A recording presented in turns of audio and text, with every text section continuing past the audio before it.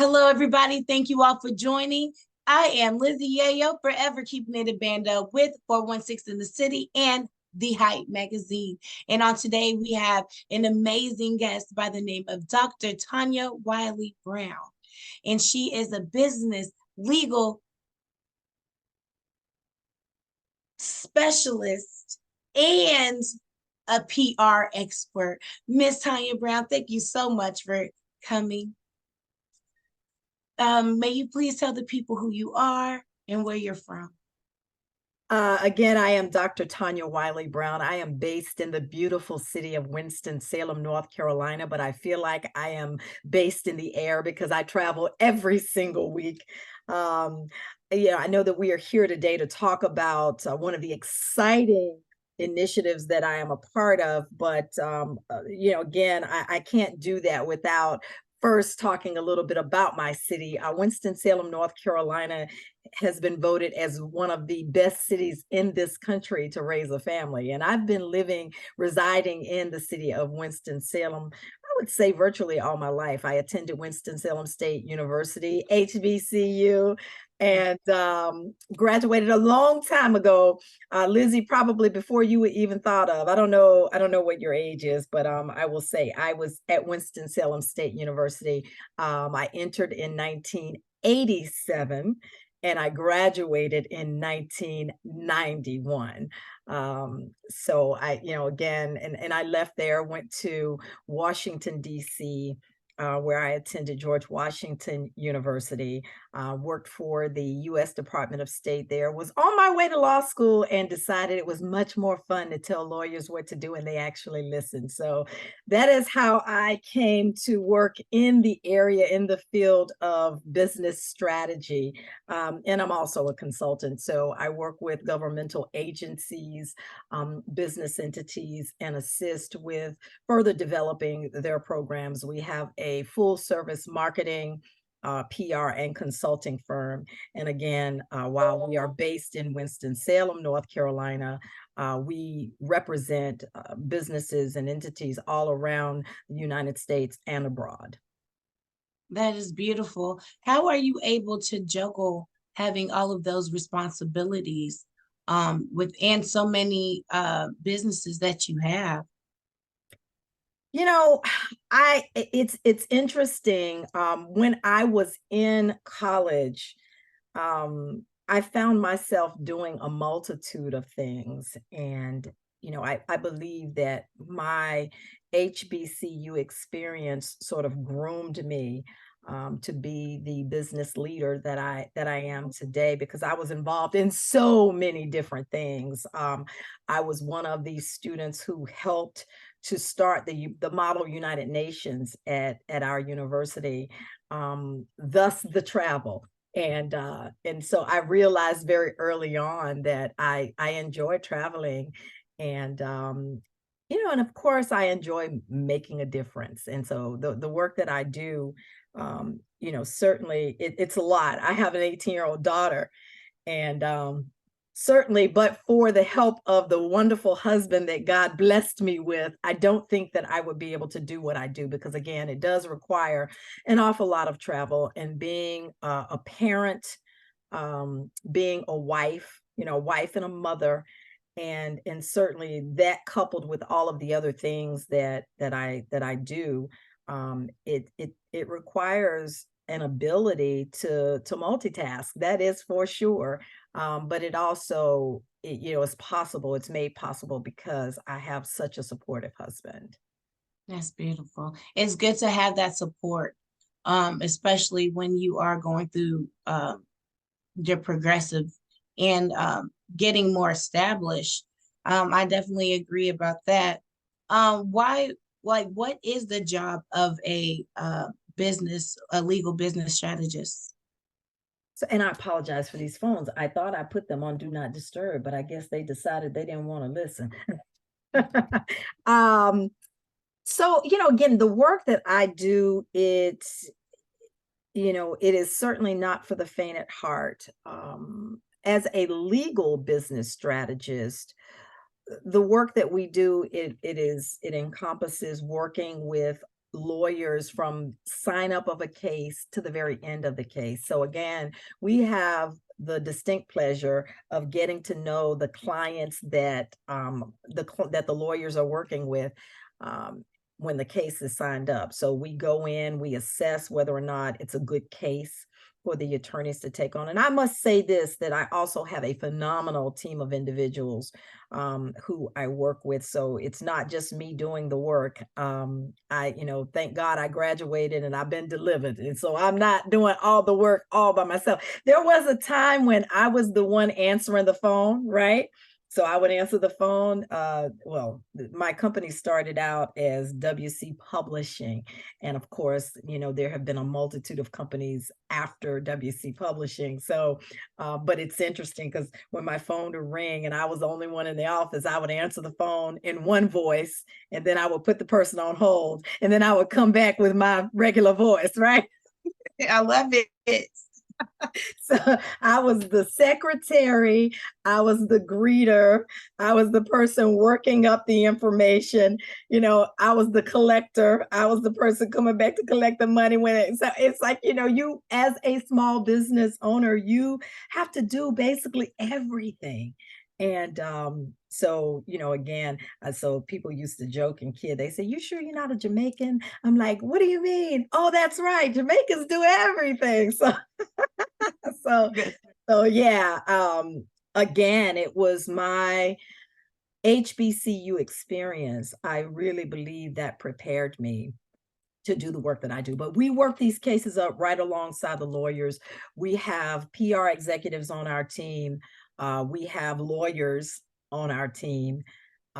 We have financial analysts on our team. We have psychologists on our team, because as we are working up these cases, what we came to realize very early on is there's a psychology in all of this. And it requires someone who is skilled and experienced in that particular field. So I can no longer be, 7 to 10 individuals. I have to have people who know what they're doing and know what they're talking about, so that again, if a case should proceed to trial, what we're doing when we sign these cases up, we assess the case, determine whether or not it should proceed to trial, whether or not we should work this case up so that at mediation we can potentially settle the case. We put together settlement videos. I have a background in music, so that came in great. It came in handy, right? Because as we put together the scripts for the videos, I'm able to take a look at those scripts and make sure that, we've dotted every I, crossed every T. And then if the case should proceed to trial, because look, let's just face it, that's what lawyers sign up to do. I mean, particularly trial lawyers. And so Mr. Willie Gary, who in fact today, the movie The Burial has been released. And it talks a little bit about one of his cases that was a case that came out of Mississippi. And but I had the pleasure of working with him for many, many years. And the one thing that Mr. Gary used to always say is, you should settle your worst cases, try your best cases. That's what you sign up to do as a trial lawyer. At some point, you're going to have to try a case. And so when that does, in fact, happen, when a case proceeds to trial, then our team is skilled and experienced with helping with jury selection. So we go in and help to select a jury. And then once the jury is selected, we sit there and we monitor throughout the trial. The jury reads, what do we think juror number 5 is thinking about this case? What do we believe juror number 2 is thinking about this case? And so it's exciting work that we do. But in addition to that, there's also a corporate side to what we do. And that's where that psychology comes into play, because my Lord, when you're working with corporate entities and governmental agencies, you got to be able to, understand the psychology of doing business. And Reginald Lewis, that's the gentleman that we're here today to talk about. I mean, clearly he understood the psychology of business.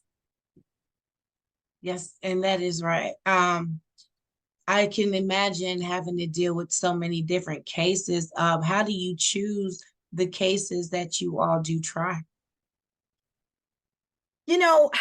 Again, my grandfather used to always say to me, sweetheart, not every dollar is meant for you. And he would say, choose wisely. Well, it wasn't until I won't say became my own boss, because technically I'm still not my own boss. I mean, there's your clients sort of dictate what you can and cannot do. I mean, they dictate. Now, listen, I got common sense. God bless me with common sense. If we choose not to exercise it, it's on us. And there was a time that I was staying up all night long. We have clients who do that. And what you have to do is you have to modify your schedule to fit whatever it is that your clients do. So like if you got a Mr. Gary who wants to stay up all night working on a case and get 1 hour of sleep, then you have to sort of modify. But I'm gonna tell you, I've been delivered from that, and I'm so grateful that God has delivered me. I get my sleep. I said enough of this staying up all night. I make sure that, again, we do that which is necessary to win. And if that means that I need at least 3 to 4 hours of sleep, and that's not a lot of sleep when you think about it. But when you are right dead smack in the middle of a trial, when you're working a case, getting that sleep is vitally important. But how do we choose? How do we decide which cases we will take on? Again, since I've been delivered, it helped me to realize that some cases we just may not want to get involved in. And the beauty of that is the lawyers that we represent, the attorneys that we work with, they tend to listen.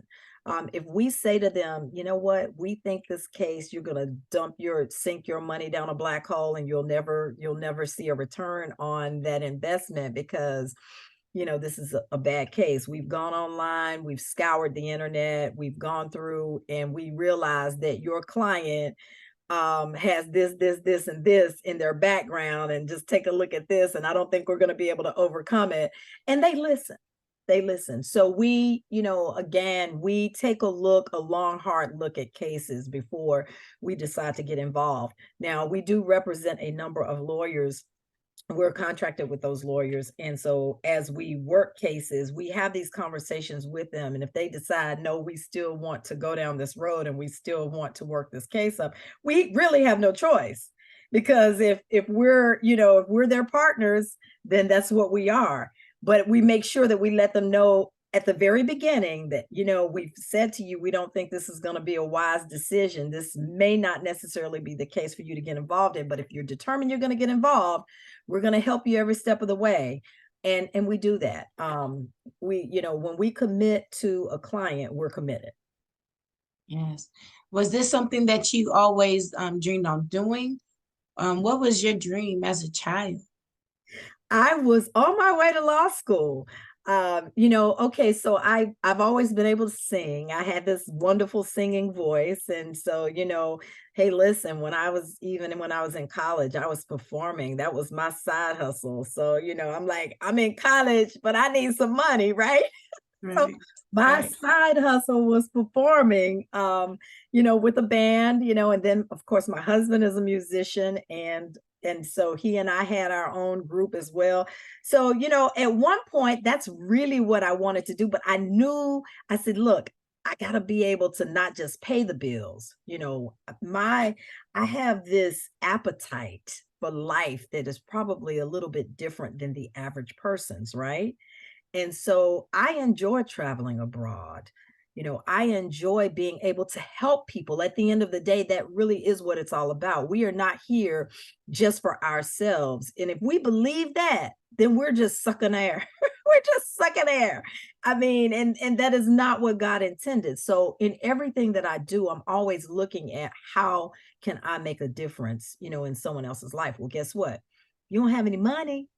Because at the end of the day, that's what it's all, you got to be able to have monetary resources in order to give back, in order to make a difference. And so everything that I do, it's always very, very calculated. So I was on my way to law school, and, I attended Winston-Salem State University, left there, went to GW, where I received my paralegal certification, and was on my way to law school, and then quickly pivoted.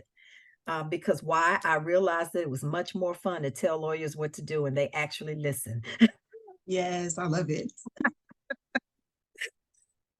I myself, I'm a paralegal, so hearing it from that aspect is like instead of getting the information and having to dig and do this and do that. Well, I want you to do this. I want you to do that. I love that better. Like now Yes, it is you, so much fun. It is so, and there's a value add, in loving and enjoying what you do. And I, quite frankly, I have to tell you, I really do love and enjoy what I do because I firmly believe that in everything that I'm doing, it really is making a difference.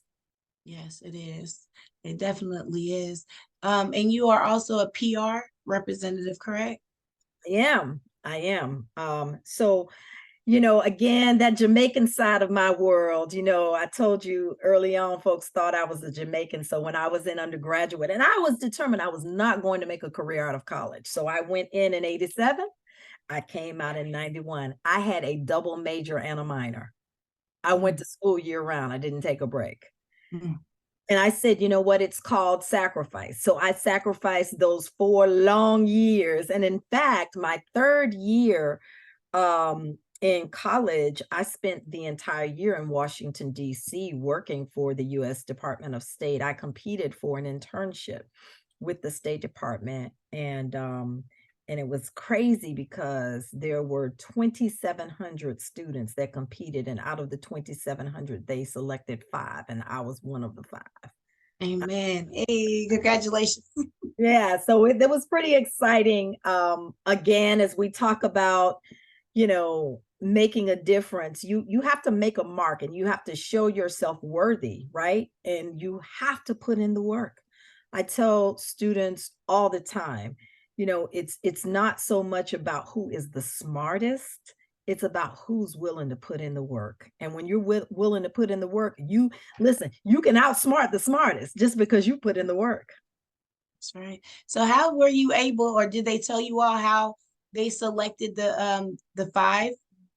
Well, there were essays that we had to write, there were interviews that we had to go through, and then the final the grand finale, if you will, we all had to stand before, there was a panel of 10 individuals, and we had to stand before those individuals and present to them verbally. We had to tell them, exactly. And I don't even, at this point, I can't even remember. I believe the piece that I did was on asset sharing with Guatemala.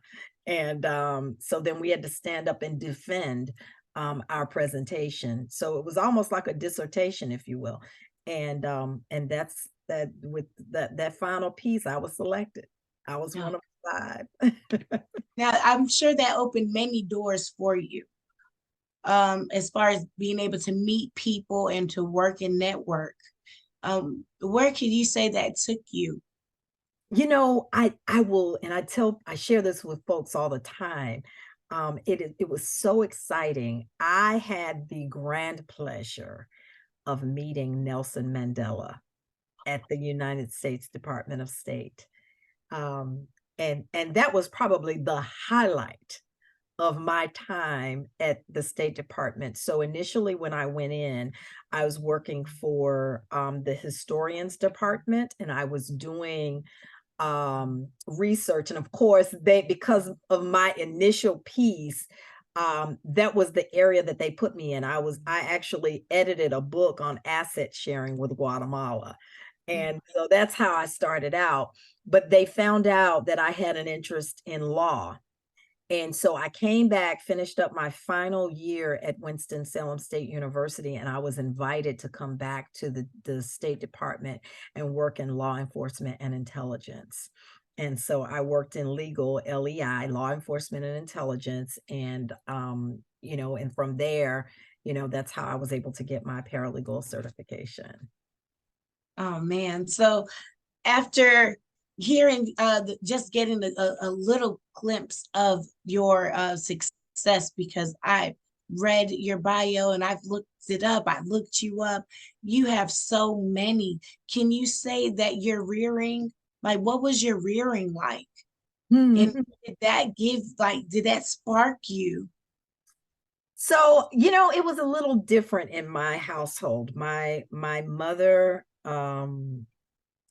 came from humble beginnings. She her parents, her father was an Army brat. He was in the Army, and he fought in World War II, and he came out and he worked at a mill in Eden, North Carolina, a very small town in North Carolina, in the state of North Carolina. And so my mother had uh, two siblings. I'm sorry, three siblings, two sisters and a brother. And they were very strict on her. Her curfew was 9 o'clock p.m. She had to be in the house by 9. And she said, if I even got to go out, it was a miracle. But when I went somewhere, I had to be back by a certain time. And she had the pleasure of meeting my father. And my father is a Vietnam veteran. So during the time that she met him, he was just about to go in the military, go into the service. And they fell in love. They say it was love at first sight. But my parents moved to Ohio, and then came back to North Carolina, which is where I was born. And interestingly enough, my grandfather was very, very strict. My mother took on those same qualities. As a mom, she did not play, still does not play. My mom is still with us. My dad is no longer with me, but my mom is. And I will tell you, it was the joke of all of the folks who lived on my street. They used to call me little Tanya. And they say, all right, it's about to get dark outside. Go home, little Tanya. Oh no. My mother did not play, and she would come outside and she would scream to the top of her voice, my name, get home right now, right? And if I was even 2 seconds, beyond the sun going down, she would have my neck. So my mother did not play. She was always very, very strict. If I came home with anything less than an A, you got to explain. And you got to have a darn good explanation as to why you did not get all A's. And so, it's very interesting because, I have really tried to maintain that same, I don't know, that same hold when it comes to my daughter. It's just different now. It's so much different. But my mom was extremely hard on me. But I appreciate it now. I have to say that. I really do appreciate it now. I was one of those kids that, I always wanted to prove to my mother that everything she told me I would not do, that I would be able to accomplish it. And for her, that was like reverse psychology. And she knew the child that she had raised, and she knew that's exactly what I would do. Yeah. So I know that she is so proud of you.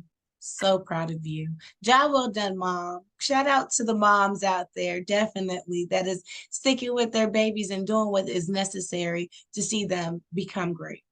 Yeah. So also, can you tell us about your experience owning and managing and ultimately selling your firm? So I will tell you, I started out now, again, I go back to my husband. I met my husband at an early age. So at the age of 18, well, I say 17, he says 18. I'm like, okay, whatever, fine. If you wanted to be 18, it was 18. I met my husband at 18. And he was a little bit older than I was, but I was a freshman in high school. And I don't know if you're familiar with R.J. Reynolds Tobacco Company. Most people are. And of course, you know about the if you are, you've heard about the $23.6 billion verdict against tobacco. Well, I have to tell you, my husband and I were part of helping to get that $23.6 billion verdict. And it's interesting because, his background was as an electrical engineer technician at R.J. Reynolds. He knew where the bones were buried, right? So he worked very hard for RJR. But when he came out of RJ Reynolds, you know, we had to decide, like, what are we going to do? So we started our own business, and we started out as a publishing company, WC Publishing. And then we went into real estate development. And then we had a PR advertising agency and decided to sell, you know, the agency. And part of that is, as we talk about creating generational wealth, right? One of the things that my husband has always stressed, and I tell people all the time, I say, I feel like I married my grandfather or perhaps my father-in-law. I don't know which one, but my husband does not play. He knows how to take a penny and make change. He does not believe in spending what you do not have. And he's just very frugal when it comes to and he believes in taking a dollar and multiplying that dollar. And so, and he does not believe in borrowing. Again, he wants to be the lender and not the borrower. And he uses biblical references. He always says, you know, the borrower is a slave to the lender. And that's not his words. Those are biblical words. And so one of the things that convinced us to sell one of our companies was that, you know, we knew that we could take the money that we were able to obtain from that sale and dump it into, again, you know, creating generational wealth in our other entities. And that's what we did. And so because of that, and listening to my wonderful husband, that's why I am where I am today. So again, I would never try to take credit for all that has been done, because I know that, but first of all, it has been God's blessings on our life, because without God's leadership and without his guidance, and of course, being able to listen to him and to follow his lead, we wouldn't be where we are. But certainly I would not be here without God blessing me with the most wonderful husband in the world. I love that. So for the ladies and gentlemen out there, make sure that you pick the right one to help you to and want to see you grow. That is very important. Very, very important. So what got you all into, or got you into marketing and promotion with different entities? Like, so that's a big difference from the legal. Yes, it is. So, you know, again, there was a bit of a pivot. You know, listen, we have to have multiple streams of income. And one of the things that I do know to be a fact is that people of color, particularly Black people, oftentimes we throw all of our eggs in one basket. And then, you know, and when you do that, you limit yourself. As we talk about individuals like the late great Reginald F. Lewis, you know, Reginald Lewis was a pioneer. I mean, he was an individual who believed in never quitting. And I say that all the time. I'm like, hey, listen, giving up is not an option. It is absolutely not an option. We must continue to fight to get where we are supposed to go. You know, I just firmly believe that as a people, we have so many talents. And part of our issue, though, is that we don't understand that when we don't have multiple streams of income, and that doesn't mean, you know, you have to be doing so much that you're not able to focus on one thing. I mean, what you do is you perfect one area, and then you go to that next thing and you perfect that, and then you go to that next thing. And while we're doing this, while we're perfecting whatever it is, you know, we've come to love, what you do is you bring people along with you. And so that now you're building teams of individuals. You're blessing others, but you're also building teams of individuals. Hey, listen, I always say, if I'm the smartest person in the room, I need to switch rooms. So what I'm going to do is I'm going to make sure that I bring along individuals with me, those individuals who are smarter than I am, and then, of course, those individuals who I can groom. And so we're building teams, and as we build those teams, we can then move on to something else. And that's, you know, sort of the way I have built my empire, you know, as small as it is, my little empire. You know, my husband and I have built our empire by creating teams. And, you know, we firmly believe that along the way, you know, we're going to bless somebody. And that's really what it's all about. But you have to have those multiple streams of income. We cannot put all of our eggs in one basket, because, you know, if something fails, think about what happened during COVID, right? Mhm. Think about what happened during COVID. So, you know, we have on the legal side of the house, we represent lawyers. Well, guess what? Whenever there is a massive case, one of the most important components of that case is the public relations. Think about George Floyd. What would have happened if no one had ever heard about it? So there's a PR piece in all of that. However, as you pursue the public relations piece, you got to know what you're doing, because if you misstep, you could absolutely ruin your chances of getting that case to the finish line. So so yes, PR is extremely important. It absolutely works in tandem with the legal piece. Lawyers, when they sign cases up, I'm the first person they call, because they understand that, listen, if we're going to file a lawsuit, you know, you have to determine, do we publicize, do we put this out here now, or do we wait until the filing of a lawsuit?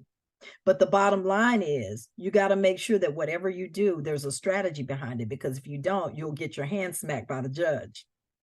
So Yeah. there's a huge PR component in everything that we do. And the beauty of it is, we work with lawyers, but we also represent corporate and celebrity clients. And so the work that I do is just so, it's expansive, because we've got a wide variety of individuals that we represent.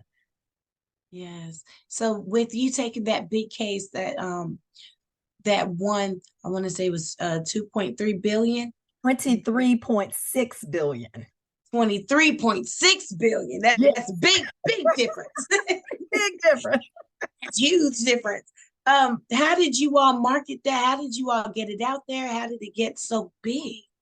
So well, first of all, anytime, you know, there's a $23.6 billion verdict in any single case, that's huge. So people want to talk about it. They want to hear, you know, how were you able to get this case to that point? They want to learn, you know, so it was not difficult. The biggest challenge with that case was managing all of the press. We were even able to get the verdict and Mr. Gary's picture up in Times Square. So, you know, when you say PR, it's about more than just newspaper, radio, television. The public relations piece spans so far beyond just general media.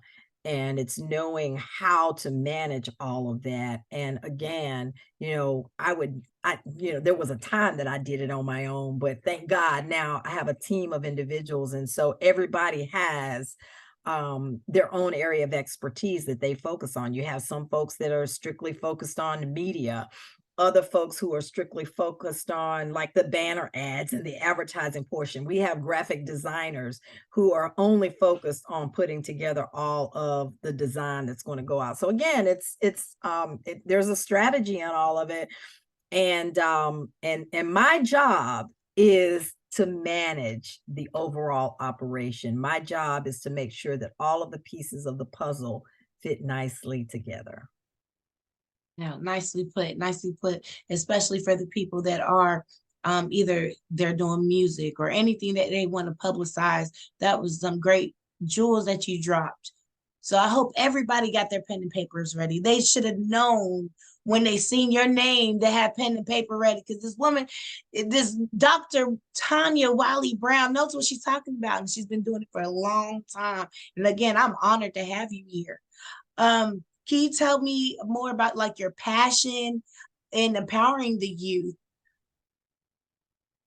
I have always loved children, and working with young people. It's interesting, even when I was growing up, my mother um, would tease me. My father as well, they would tease me because even at the age of 7, 8 years old, I was babysitting, watching other people's children. And I've got pictures of me. I've got like chicken pox, and some crazy person had me holding their baby. I'm like, I hope they don't see this interview.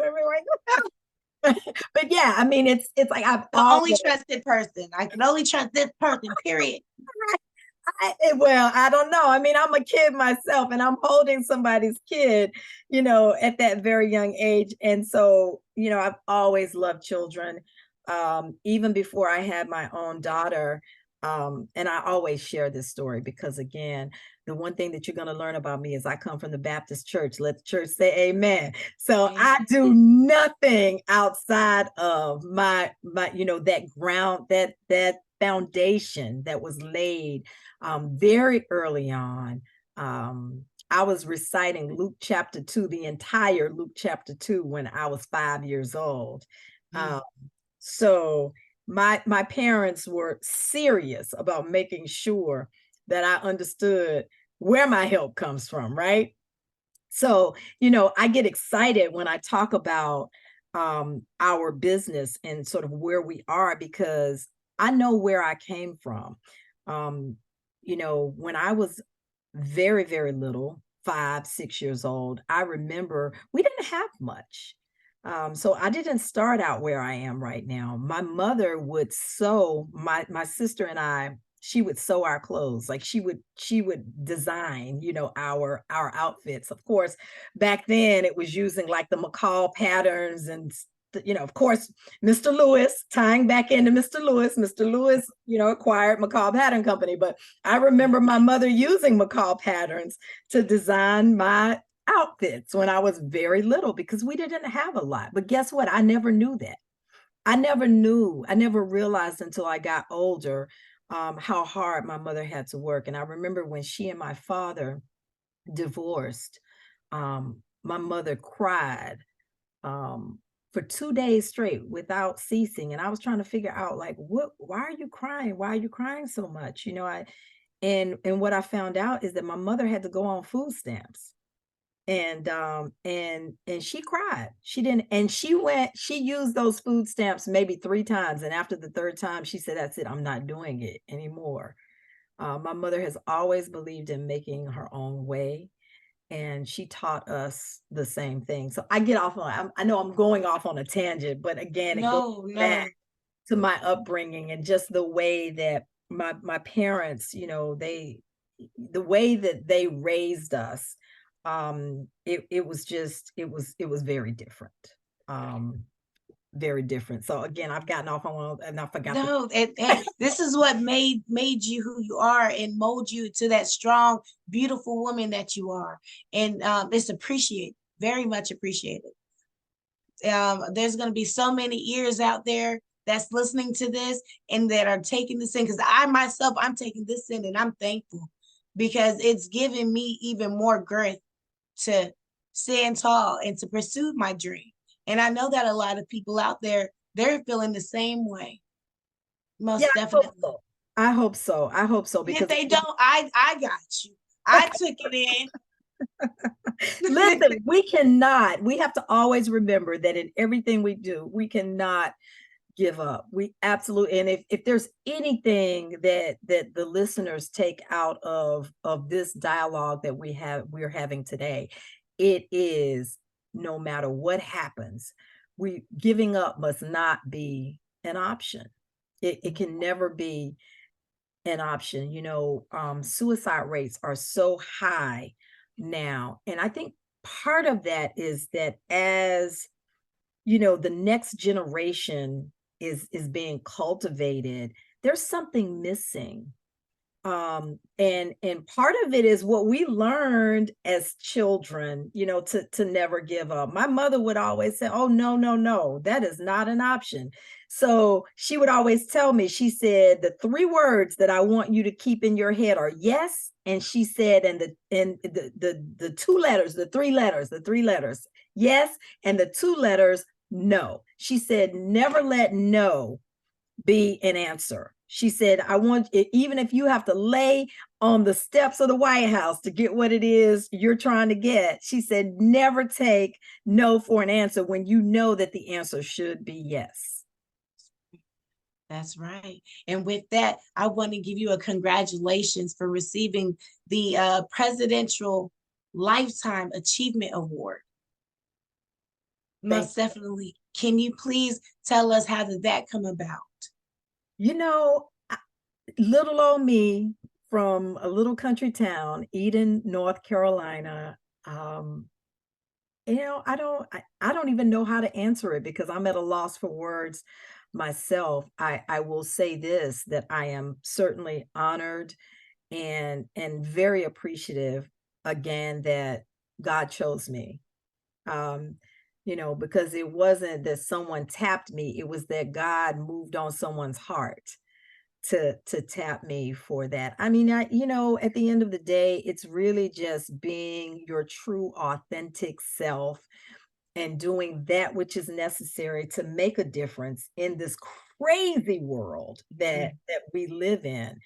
And when we are our true authentic self and we work to try to make a difference, right? When we work to try to do something to change someone else's life, um, when we reach out to the least of these and do something to give back, that is when we truly make a difference. And I believe that it is because of that. It's because of that foundation that my parents laid. It's because of listening to individuals like the late great Reginald F. Lewis, and you know, being influenced by people like, you know, my great aunts and uncles, my uncle Elliot Wiley, who, you know, a lot of folks say may be a difficult individual. Guess what? I learned so much from him. And I, you know, you take those things, those are nuggets, those are things that you can hold on to. And I take those things, and that's what has made me who I am. And I believe that that is what resulted in that Presidential Lifetime Achievement Award. So I am truly grateful, truly honored. Why did they tap me? I don't know. It's just little old me. Again, congratulations and thank you. Now you have the Reginald F. Lewis Scholarship Foundation, the program, excuse me, the Reginald F. Lewis program. The Reginald F. Yes, yes. Yes, and that is a program for African American males. Can you tell me more about the program? Right. So in 2017, well, let me just back up a little bit. Loida Nicholas Lewis, who is the widow of Reginald Lewis and the powerhouse of a woman who ultimately ended up running his billion-dollar empire. Mr. Lewis had built this empire prior to his death, and his wife, when he passed away, she ultimately was the heir to the throne at some point.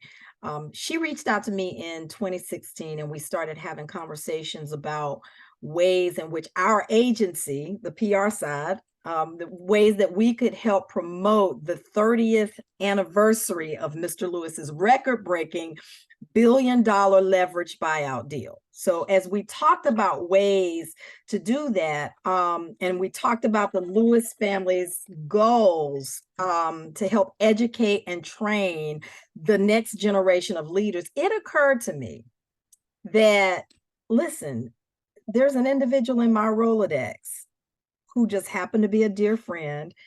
He was a colleague, he was a client, and he also sat on the board of the University of Louisiana system. UL system is comprised of 9 institutions.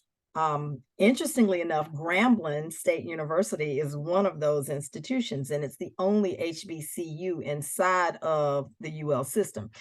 So I contacted attorney James Carter, who was born and raised in New Orleans. And I talked to him about the conversation that I had had with Loida Lewis. And it was at that time that he shared with me even his story about Mr. Lewis. Reginald Lewis was, he was an interesting individual in that not only was he the first African American to close $1 billion overseas leverage buyout deal, he was also a philanthropist.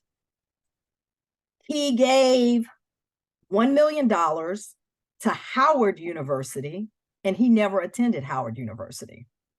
So that goes back to what I talked about as we talk about how do we make a difference and what do we do to affect our next generation of leaders.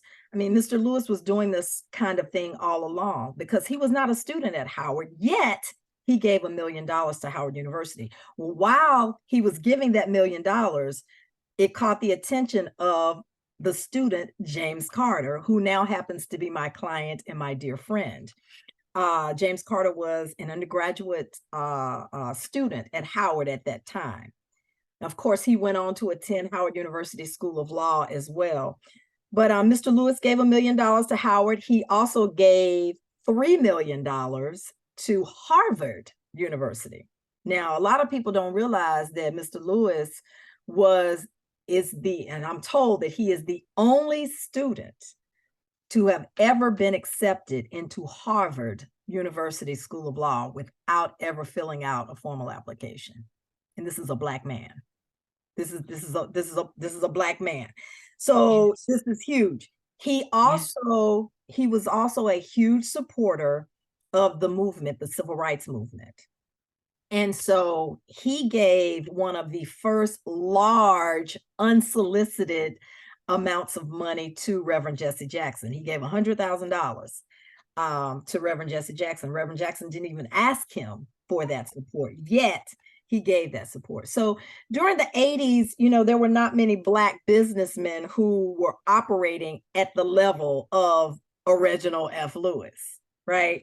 Right. We talk about making a difference and paving the way for our next generation of leaders. Again, it's people like Reginald F. Lewis, James Carter, people like that. Those are the kinds of individuals who, you talk about them, you read about them, but it's amazing when you have an opportunity to be in the same room and to work with individuals like that. So, this Reginald F. Lewis Educational Opportunity Initiative was born out of a conversation that I had with Dr. Lewis in 2016.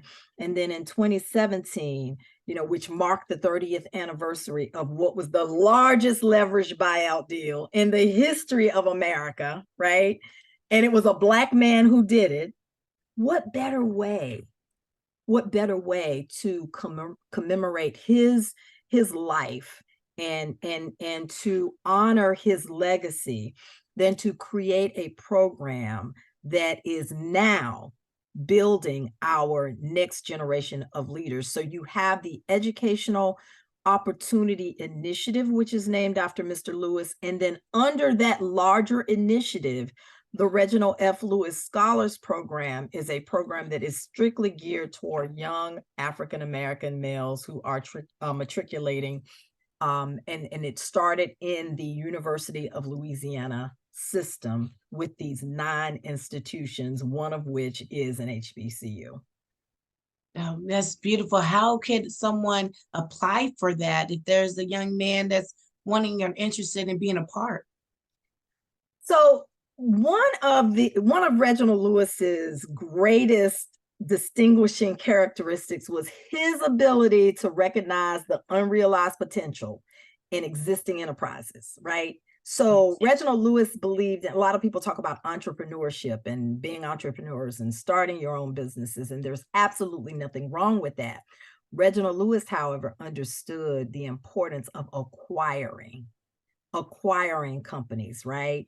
And so that example could not be more relevant to the work that is now being done in higher education than taking a look at something like the Reginald F. Lewis Scholars Program. So what we do is, what the University of Louisiana system has done is they've created a model, and they tap the students based on, these students are tapped from their professors and from other leaders in the community, and the names are provided, and from that they go through an interview process, and then that's how they are selected. But again, as we talk about modern technology, artificial intelligence, and everything that comes with these cutting edge advancements, I can only imagine that if Mr. Lewis was here today, he would be leading the way in those areas, because he was already on the cutting edge of technology. So now this transformative program, which reaches out to these students, it's making such a difference, right? Every single day we see the positive impact that the Reginald F. Lewis scholars are having on the communities that they're serving and that they're working in, and they're making a big difference. There are major corporations like Sodexo, Verizon, these companies, they understand, Joseph A. Banks, they understand that, listen, if we're going to make a difference, we got to reach out to not just the least of these, but we got to look at what is happening right now on the when we talk about academics, what is happening inside our schools. And so it's a lot bigger picture than just one or two. We can really, really make a tremendous difference by looking at, what is happening in communities that are underserved, and what is it that we can do to sort of shift the trajectory of those communities. What better way than to create a program like the Reginald F. Lewis Educational Opportunity Initiative, and have, programs underneath that initiative like the Reginald F. Lewis Scholars Program. It's so amazing. I get excited when I talk about it, because again, they started out with 18 students. They have 2 students represented from all 9 universities.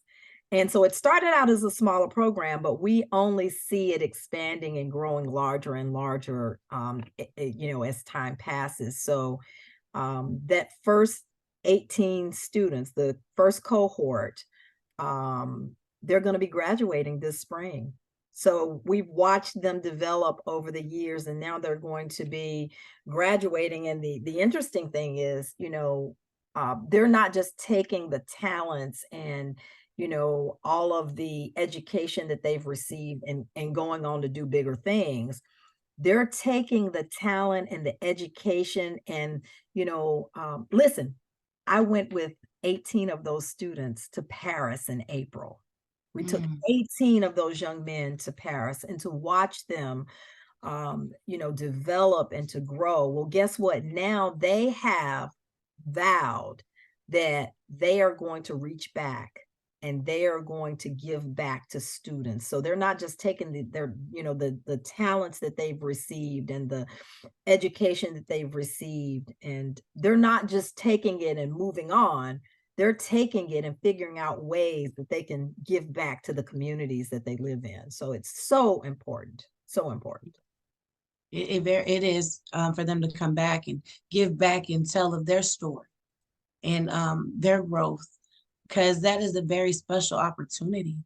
What are some of the curriculums that you all offer in the program?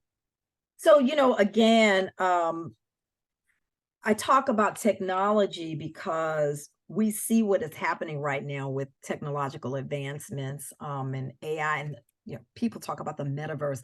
Guess what? I mean, there's discrimination right now in the metaverse.